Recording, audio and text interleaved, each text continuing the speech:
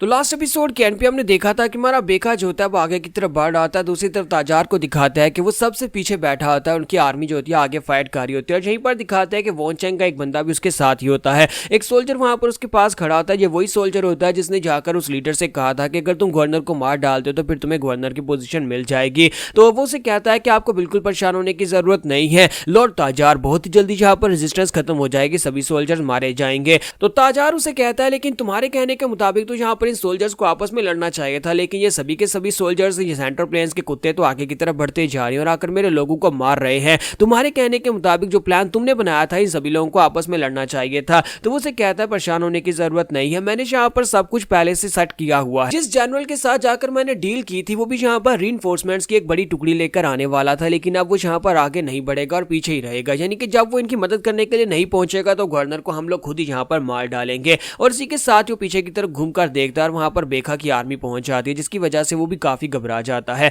तो अब यहीं पर से नेक्स्ट सीन जो होता है हमें दिखाया जाता है ग्रैंड मार्शल का। ग्रैंड मार्शल के पास से एक मंत्री आता है जो कि जैंग मासू का साथी होता है। जैंग मासू ने उसे एक लेटर देकर भेजा होता है और उस लेटर के मुताबिक जो कि इंपीरियल डिक्री की तरह ही होता है, क्योंकि अब यहाँ पर जैंग मासू क्योंकि ऑफिशियल एम्परर बन चुका है। तो वहां पर आने के बाद वो उसे सामने पढ़ता है, यानी कि ग्रैंड मार्शल के सामने उसको पढ़ता है। और वो मंत्री जो होता है जब उसको पढ़ता है उसके अंदर लिखा होता है कि डोंग बैंग जो कि ग्रैंड मार्शल है उसने यहाँ पर गद्दारी किया और उसकी गद्दारी दुनिया के सामने आ चुकी है। हमारे नए एम्परर ने यहाँ पर एक नई डिक्री जारी की है। नए एम्परर जैंग मासू एम्परर के मरने के बाद अब यहाँ पर नए एम्परर बन चुके हैं और उसने यहाँ पर पहला ऑर्डर ये जारी किया है कि डोंग बैंग यानी कि ग्रैंड मार्शल और उसकी पूरी की पूरी फैमिली के ऊपर गद्दारी का इल्जाम लगाकर उन सभी को मार डाला जाए। लेकिन क्योंकि जैंग मासू एक नए एम्परर बने और साथ ही एक बहुत ही रहमदिल इंसान है और आपने क्योंकि अपनी जिंदगी में बहुत सारी अचीवमेंट्स हासिल की हैं, इसी वजह से उन्होंने कहा कि अगर ग्रैंड मार्शल चुपचाप अपना सर कटवाने को तैयार है तो उनकी पूरी फैमिली को जिंदा छोड़ दिया जाएगा, उनकी फैमिली के बाकी सभी लोगों को नहीं मारा जाएगा। तो ग्रैंड मार्शल जो होता है उसकी सारी बात सुनने के बाद वहां पर बड़े आराम से पहले उसका मैसेज सुनते हैं, फिर साथ ही वो अपने जनरल से कहता है कि जनरल मां, तो जनरल से कहता है जी सर अभी ऑर्डर दें।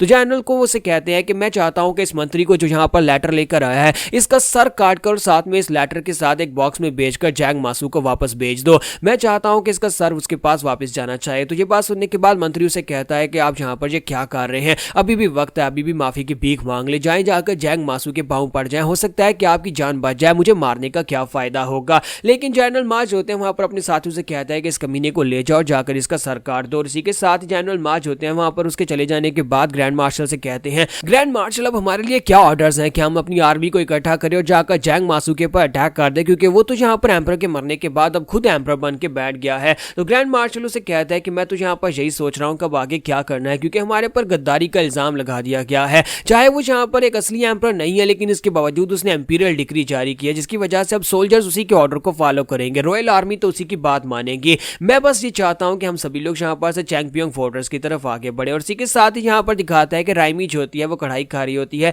लेकिन बार बार सुई उसके हाथ के ऊपर लग रही होती है। वो कहते हैं कि ये क्या हो रहा है, बार बार सुई मेरे हाथ में क्यों लग रही है, आज यहाँ पर उल्टा सीधा क्यों हो रहा है, लगता है कुछ बुरा होने वाला है। तो उसी वक्त नैनी वहां पर अंदर आती है और उसे कहती है कि यंग लेडी आपको मेरे साथ चलना होगा। तो वो कहती है क्या हो गया नैनी, आप परेशान क्यों लग रही हैं और इस वक्त यहाँ पर मुझे बुलाने के लिए क्यों आई हैं। तो नैनी उसे कहती है कि आपके फादर के ऑर्डर्स हैं, हमें जल्दी से जल्दी यहाँ से भागकर जाना है, हमें मेन फोर्ट्रेस की तरफ आगे बढ़ना है। तो वो कहती है लेकिन फादर हमें इस तरह से भागकर क्यों जाना है, फादर ने ऐसा क्यों कहा। तो नैनी उसे कहते हैं क्योंकि तुम्हारे फादर के ऊपर एम्परर की तरफ से गद्दारी का इल्जाम लगा दिया गया है और अगर यहाँ पर से हम लोग भागकर नहीं गए तो पूरी फैमिली को मार दिया जाएगा। तो यहीं पर से नेक्स्ट सीन फाइटिंग का दिखाया जाता है, जहां पर हमारा बेखा जो होता है वो ताजार के आमने सामने होता है, दोनों वहां पर अपने अपने भाले टकरा रहे होते हैं। तो ताजार उसे कहता है कि सेंट्रल प्लेन्स का एक छोटा सा पपी मुझे मारने के लिए आया है, देखो तो जरा, मुझे लगा था कि ग्रैंड मार्शल खुद यहाँ पर मुझे मारने के लिए आएगा, लेकिन खैर तुम भी काफी ज्यादा अच्छे और तुम्हें घुड़सवारी भी काफी अच्छे से आती है। तो हमारा बेखा जो होता है उसे यहाँ पर उसे फाइट करने में काफी ज्यादा दिक्कत हो रही होती है, लेकिन साथ ही वो यहाँ पर अपने भाले को घुमाकर फिर से उसके ऊपर अटैक करता है। लेकिन ताजार बड़ी आसानी के साथ अटैक को अवॉइड कर लेता है और कहता है कि लड़के अभी तुम कच्चे हो,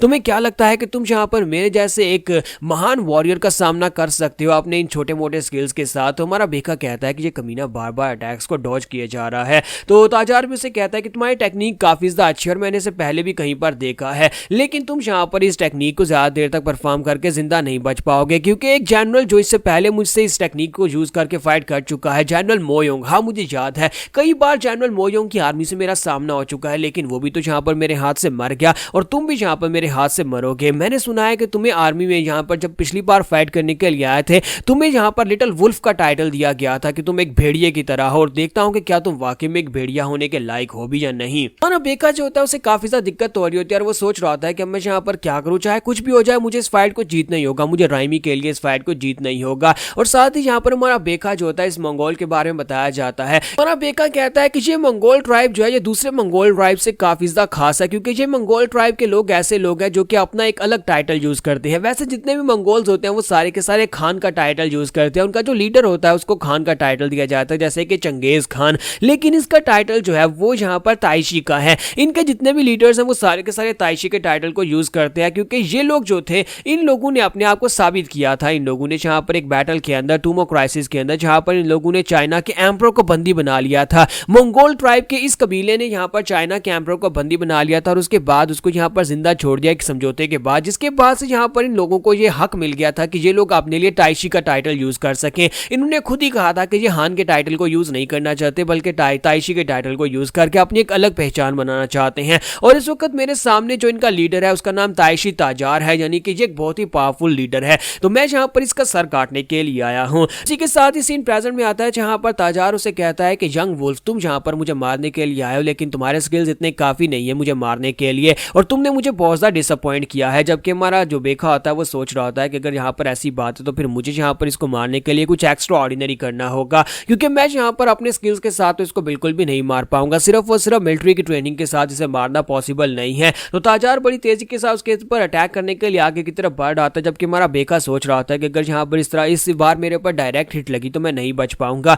तो मुझे यहाँ पर कुछ ना कुछ तो करना पड़ेगा, क्योंकि ताजार इस वक्त अपने घोड़े के ऊपर बैठा हुआ है और कहते हैं कि जब मंगोल अपने घोड़े के ऊपर होते हैं तब वो बहुत ज्यादा स्ट्रॉन्गेस्ट होते हैं। तो मुझे यहाँ पर कुछ और करना पड़ेगा, कुछ ऐसा करना होगा जिससे मैं उसके अटैक को भी अवॉइड करूँ और उसे घोड़े से भी नीचे उतार लूँ। तो यहीं पर वो सोचता है अपने बैकग्राउंड का एक सीन जहाँ पर वो नोमान के साथ बैठा होता है। तो नोमान वहाँ पर बैटल खत्म करने के बाद उसे कहता है कि क्या तुमने कभी मार्शल आर्ट सीखने के बारे में सोचा है। तो हमारा बेका उसे कहता है कि मुझे मार्शल आर्ट सीखने की क्या जरूरत है जबकि मैं यहाँ पर अपनी आर्मी की ट्रेनिंग के साथ इतने लोगों को मार सकता हूँ। तो उसे कहता है कि हाँ मुझे पता है कि तुम इतने सारे लोगों को मार सकते हो, लेकिन अगर तुम मार्शल आर्ट सीख लेते हो तो तुम इससे भी ज्यादा लोगों को मार पाओगे, क्योंकि मार्शल आर्ट्स जो है वो यहाँ पर तुम्हारे इन स्किल्स को पूरी तरह से बाहर निकालेगी। मार्शल आर्ट्स बहुत ज्यादा अलग होती है, तुम्हारी इस ट्रेनिंग के अलावा मार्शल आर्ट्स काफी ज्यादा अलग होती है। सिर्फ और सिर्फ बैटल फील्ड के ऊपर तुम अपनी ट्रेनिंग के साथ दुश्मन को नहीं मार सकते, बाज दफा कुछ दुश्मन ऐसे होते हैं जो तुमसे डबल पावरफुल होते हैं और उनका एक्सपीरियंस तुमसे ज्यादा होता है और वहां पर तुम्हारी मार्शल आर्ट्स ही तुम्हारे काम आएगी। बेकाओ से कहता है कि मुझे लगता है कि तुम बस यहाँ पर बहाने बना रहे हो, तुम यहाँ पर इस तरह की बातें कर रहे हो, लेकिन मैं अगर चाहूँ तो मैं यहाँ पर अभी भी तुम्हें अपने स्किल्स के साथ ही हरा सकता हूँ। तो नोमान उसे कहता है क्या तुम शर्त लगाना चाहोगे, अगर मैं यहाँ पर सही कंडीशन में हूँ अपनी मार्शल आर्ट्स के साथ तुम्हारे साथ फाइट करूँ तो तुम जीत नहीं पाओगे।